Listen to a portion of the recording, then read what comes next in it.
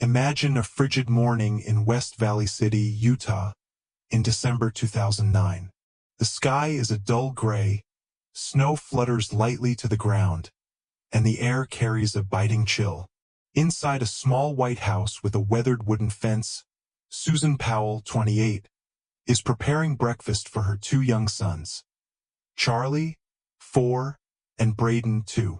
The sound of the boys' laughter fills the warm kitchen, the scent of toast wafting from the oven. Her husband, Josh Powell, comes down the stairs, offering the faint smile she's grown used to after 7 years of marriage. He kisses her cheek, muttering something about taking the kids to play in the snow. A typical family scene, right? But who could have guessed that, just hours later, this house would become the epicenter of one of America's most chilling mysteries? Susan and Josh weren't the picture-perfect couple in everyone's eyes, but they seemed to get by. Susan was a bank employee, beautiful, gentle, and always putting family first. Josh worked freelance, dabbling in computer repair or selling insurance, but he was never truly stable. They met at a church party, and their love blossomed quickly.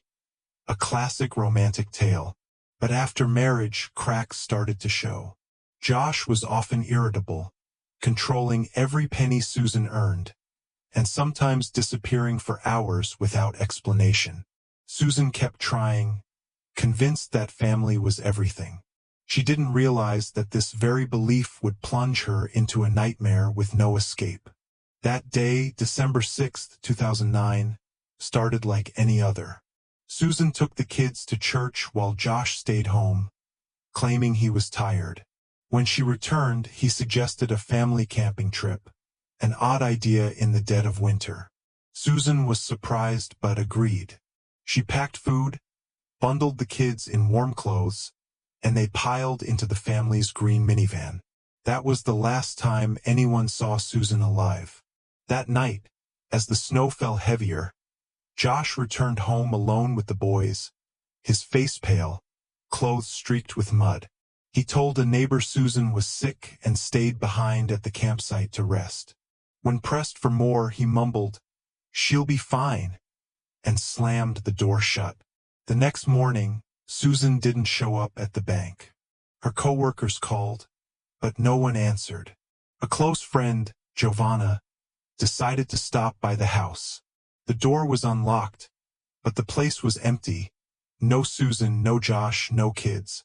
On the kitchen table sat a cold pizza, as if someone had walked out mid-meal. Giovanna called the police, and when they arrived, a strange detail sent shivers down everyone's spine.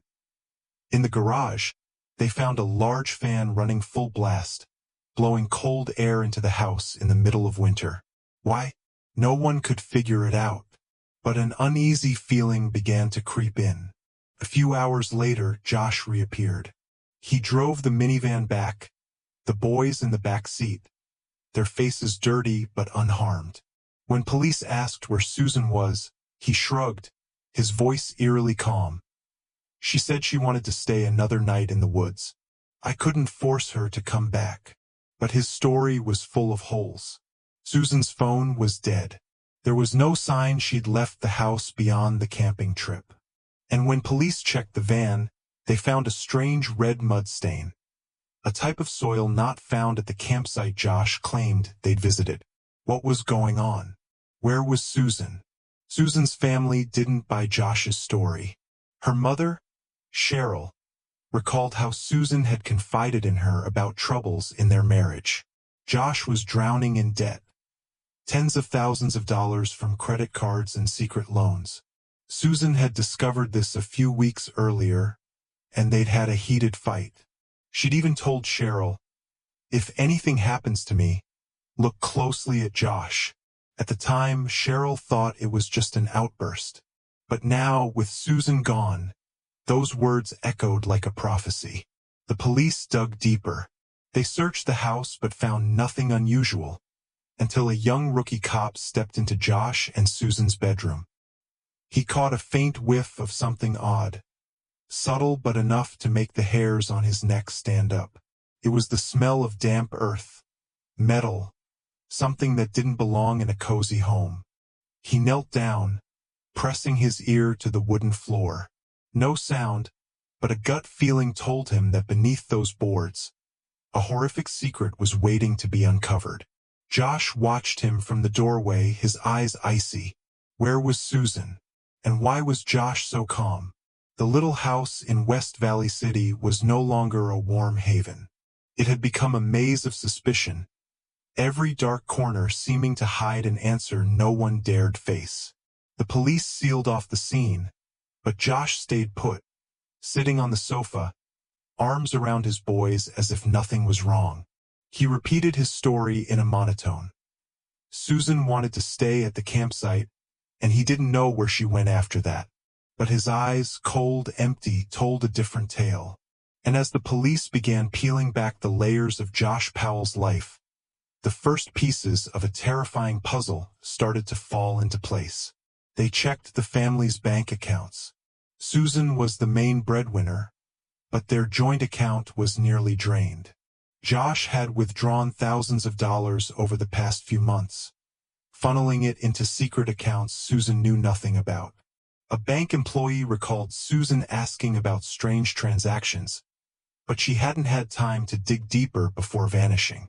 Then they found the bills, dozens of them, from debt collectors, credit cards, and shady loans. Josh wasn't just in debt. He was sinking in a financial swamp no one in the family had seen coming.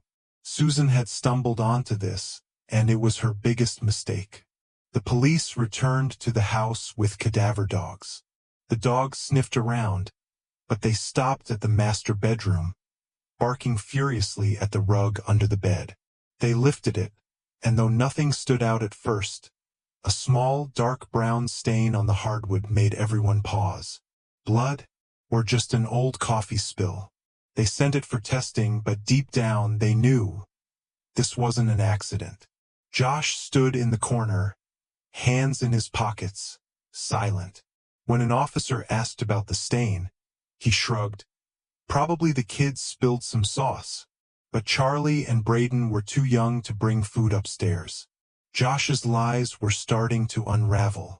Meanwhile, Susan's family didn't sit idle. Cheryl hired a private investigator named Rick. Rick wasn't much for small talk, but he had a knack for finding what the police missed. He interviewed neighbors, and an elderly woman across the street shared something odd.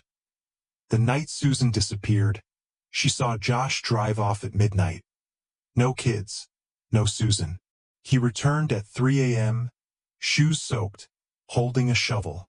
When Rick asked why she hadn't told the police, she muttered, "I didn't want trouble." But now that detail lit up the darkness like a flare. Rick started tailing Josh. His behavior grew stranger, driving aimlessly around town, stopping at empty lots, then heading home.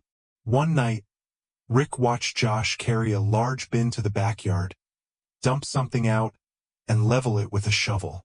He called the police, and they arrived fast. When they dug, they found ash, not from firewood, but from something burned to nothing. Bones? Clothes? No one could tell. The sharp chemical stench in the air made everyone shudder. Josh stood there watching them dig, his face blank. The police questioned him again.